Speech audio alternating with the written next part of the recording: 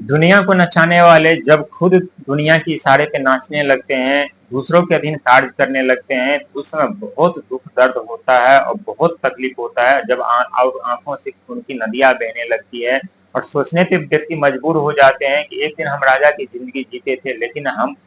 हम फिर राजा से रंग कैसे बन गया, ईश्वर ने हमें इस राशि में क्यों जन्म दिया और इस राशि के में जन्म लेना ही अभिशाप है। दोस्तों, हम बात करें तुला राशि के बारे में कि तुला राशि के जातक जो होते हैं अपने आप में एक अद्भुत साहसी, निडर, आत्मविश्वासी, हर एक व्यक्ति को मदद करने वाले होते हैं, हर एक व्यक्ति का सहारा बनते हैं। लेकिन जब इनके जीवन में दुखों का आगमन होता है तो हर एक व्यक्ति इनका साथ छोड़ देते, कोई इनका मदद नहीं करता, व्यक्ति विचलित परेशान रहते हैं। लेकिन चिंता न करें, शनिदेव की दृष्टि आपके ऊपर हमेशा बनी रहती है और बनी रहेगी और आपके जीवन में वो सारे सुख आपको मिलेगी जिसके आप हकदार हैं और ये 100% सच है। दोस्तों, जब शनि की दृष्टि किसी भी व्यक्ति के ऊपर पड़ते हैं तो हरे जितने भी नवोग्रह है व्यक्ति का साथ छोड़ देते हैं। एक तरफ बुध जो कि बिजनेस व्यापार वाणी के कारक माने जाते हैं, बिजनेस व्यापार नौकरी चली जाती है, बंद हो जाते हैं, नुकसान उठाना पड़ता है। एक तरफ राहुदेव महाराज जो कि मायावी ग्रह है, अचानक से व्यक्ति के जीवन में परिवर्तन लाते हैं, अचानक से सुख सुविधा प्रदान करते हैं, तो अचानक से घर के ईट से लेकर किल तक उठा लेते हैं। वही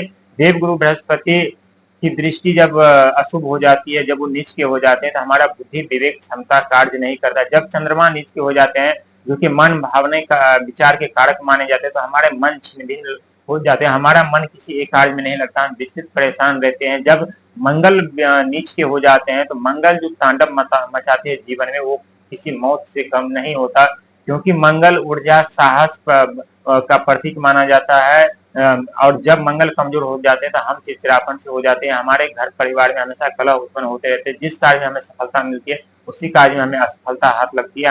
हमारा जो क्रोध होता है वो अपने चरम सीमा पर होता है। वहीं भगवान सूर्य जब साथ छोड़ देते तो हमारा मान सम्मान, पद प्रतिष्ठा, वैभव हर एक चीज समाप्त हो जाती है, हर एक चीज हमारे जीवन से चले जाते हैं। वहीं शुक्र महाराज जब साथ छोड़ देते तो हमारे सुखी जीवन, सुख, धन, संपत्ति, वैभव हर एक चीज चले जाते हैं और हम एक रंग की तरह, भिखारी की तरह जिंदगी जीते हैं। लेकिन चिंता करने की जरूरत नहीं है, जब यही नवोग्रह जब हमारा साथ देने लगते तो फिर हमें शून्य से शिखर तक ले जाते, फिर से हमें रंग से राजा बनाते, फिर से हमारे जीवन में वो सारे खुशियां लौटा देते हैं। लेकिन ठीक उसी प्रकार जो आप दूसरों को मदद कर रहे थे, जो दूसरे के बारे में आप अच्छा ही कर रहे थे, हमेशा दूसरों के बारे में अच्छा सोचते थे, लेकिन जब आपके जीवन में दुखों का आगमन हुआ, दुखों का पहाड़ टूटा, तो कोई व्यक्ति आपके सामने समक्ष आपको मदद करने के लिए नहीं आए और जिसने आपको मदद करने की चेष्टा भी की तो उनके मन में कोई न कोई ऐसे लालच, कोई न कोई ऐसी भावना थी जिनके वजह से आप उन्हें नकार दिए और आप बोले मुझे आपकी मेहनत की जरूरत नहीं है, क्योंकि आप उनकी मन और विचार को पहले भाप लेते हैं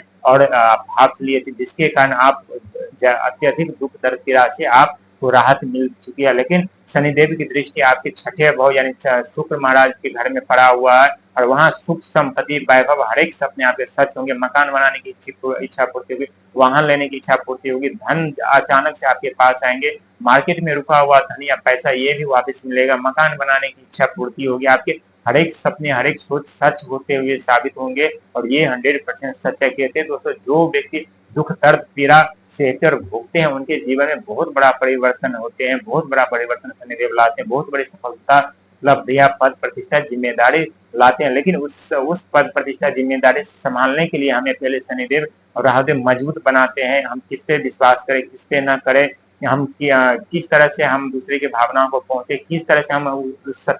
सत्ता का गलत इस्तेमाल न करें और हमें साहस, निडर, बुद्धिमान, समझदार बनाते हैं। इसके बाद हमारे जीवन में सुख सुविधाएं का आगमन देते हैं, सुख सुविधा धन देते हैं और उस सुख सुविधा धन को लेकर के हम अपने जीवन में हमेशा आगे बढ़ते रहते हैं। लेकिन बिना दुख दर्द पीड़ा से यदि हमारे जीवन में धन का आगमन होता है तो वही धन हमारे जीवन बर्बाद कर देते हैं, हमारे बच्चों का, हमारे परिवार का जीवन बर्बाद कर देते हैं, क्योंकि धन में हम डूब जाते हैं और खुद को पहचानना, खुद को जानना हम भूल जाते हैं। हमारी क्या शक्ति है, हमारी कितनी एनर्जी है, हमारी कितनी साहस है हमारे अंदर है, हम क्या नहीं कर सकते, ये सब हम भूल जाते हैं और जो हमारे पास धन होता है उस धन में हम डूब जाते हैं। लेकिन दोस्तों, कभी भी धन में नहीं व्यक्ति को डूबना चाहिए, हमेशा धन से ऊपर खुद को रखना चाहिए, क्योंकि धन किसी का नहीं हुआ, आज आपके पास है, किसी और के पास चले जाएंगे, लेकिन यदि आपके पास ज्ञान, बुद्धि, साहस है तो ये सदा के लिए आपके रहेगा। कहते हैं दोस्तों, धन संपदा हर एक व्यक्ति बांट सकते हैं, लेकिन आपकी बुद्धि और आपकी ज्ञान नहीं बांट सकता। और वही बुद्धि और ज्ञान देने के लिए शनिदेव महाराज हमारे ऊपर